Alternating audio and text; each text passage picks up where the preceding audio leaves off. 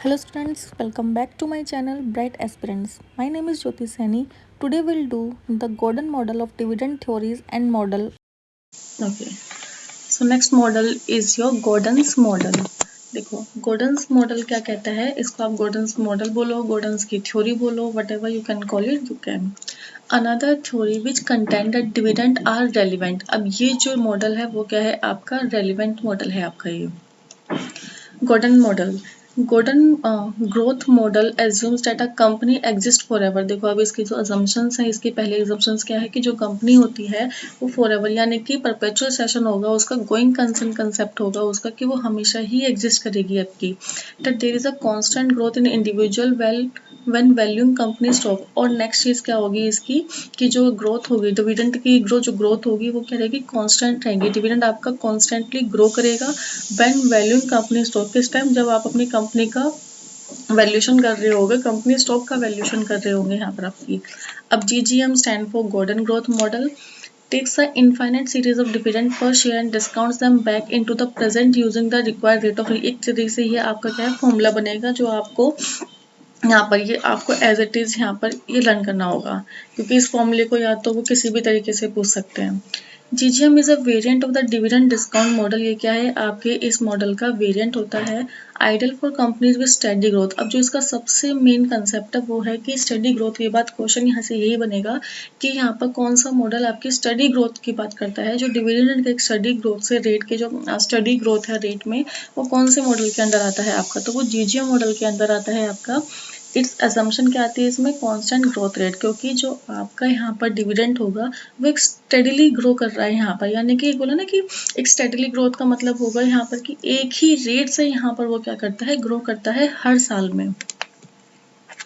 Assumptions यहाँ पर the firm all equity firm. यहाँ पर देखो कुछ assumptions इसकी ना सेम रहेंगी. उसके अंदर भी क्या था आपका, इक्विटी, आपकी जितनी भी लाइबिलिटीज थी, जितना भी डेप, यहाँ पर कोई भी डेप नहीं था, कोई भी एक्सटर्नल फाइनेंसिंग नहीं थी, इंटरनल फाइनेंसिंग थी. यहाँ पे कॉर्पोरेट टैक्स जैसे यहाँ पर कुछ एग्जिस्ट नहीं करता. यहाँ पर no outstanding financials and all investment are financed exclusively by retain earning.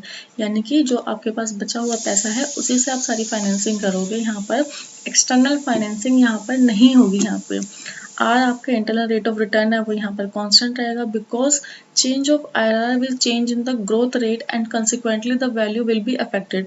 Hence this assumption is necessary. क्योंकि देखो अगर यहाँ पर आपका internal rate of return change हुआ तो इसका मतलब होगा कि जो आपकी ग्रोथ रेट है, ग्रोथ का जो रेट है वो भी चेंज होगा.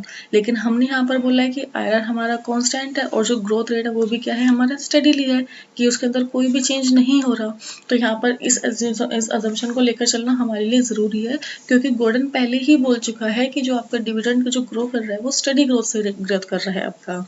कॉस्ट ऑफ कैपिटल आपकी चाहे internal rate of return, cost of capital दोनों ही क्या है आपकी रिमेन सेम कांस्टेंट है यहाँ पर आपकी. द फर्म इट्स, अब यहाँ से देखो ये अलग है इसकी.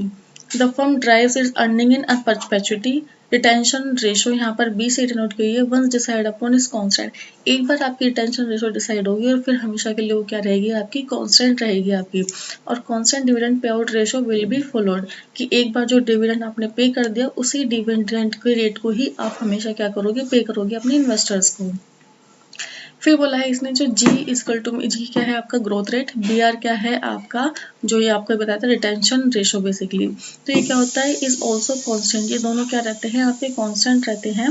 कॉन्स्टेंट क्यों रहेंगे, जब आपकी ऑब्वियसली बात है इंटरनल रेट ऑफ रिटर्न आपका कॉन्स्टेंट है और आपका ग्रोथ रेट कॉन्स्टेंट है, तो ग्रोथ, चलो ग्रोथ रेट तो यहाँ पर ऑलरेडी दोबारा दिया हुआ है, तो आपको ऑब्वियसली बात है रिटेंशन रेशो भी आपकी कॉन्स्टेंट ही हो जाएगी बेसिकली यहाँ पर. Which is the function of these two variable will remain affected, growth rate of firm G, production of retention ratio B and rate of return is G with G is equal to BR. इसमें कुछ करना आपने, बस जिन चीज़ों का नाम दिया हुआ है हर एक चीज़ का नाम देकर याद रख लेना कि ये सारी की सारी चीज़ आपकी क्या है यहाँ पर कांस्टेंट रहेंगी.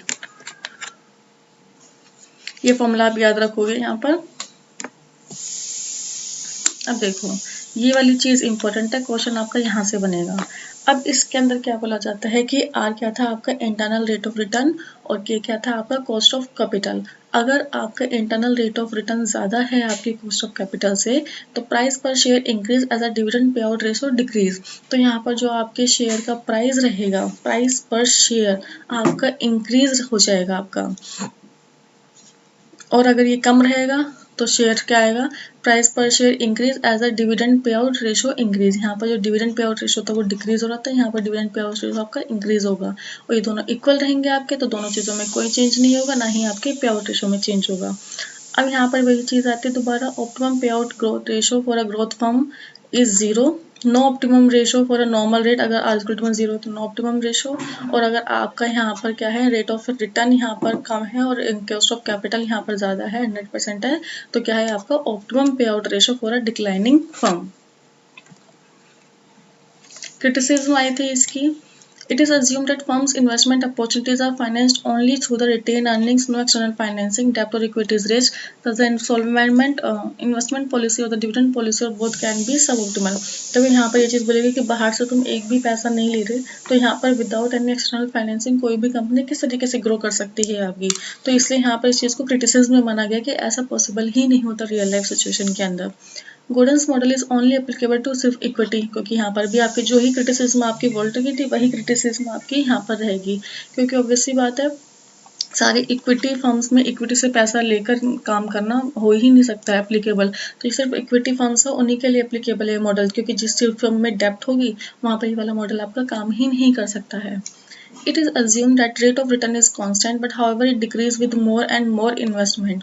अगर यहाँ पर बोला है कि रेट ऑफ रिटर्न यहाँ पर कांस्टेंट है, लेकिन हमने बोला है कि यहाँ पर इक्विटी फाइनेंसिंग तो हम कर सकते हैं। अगर आप यहाँ पर इक्विटी लोगों से, अपने इक्विटी शेयर होल्डर से पैसे लोगे या फिर पैसे उनको बढ़ाओगे घटाओगे तो उससे आपका रेट ऑफ रिटर्न पे भी तो इफेक्ट पड़ेगा। तो ये अब क्या होता है, अनरियलिस्टिक हो जाती है ये वाली सिचुएशन आपकी। It is assumed that the cost of capital remained constant, but however it is not realistic in life situations as ignore the business risk which has a direct impact on the firm's value. अब यहाँ पर बोला है कि cost of capital constant है, एक कोई firm के अंदर without cost of capital के आप कोई भी काम यहाँ पर नहीं कर सकते हो, तो cost of capital कभी भी आपकी constant हो ही नहीं If you like this video, then don't forget to like, comment, share and subscribe my channel Bright Aspirants.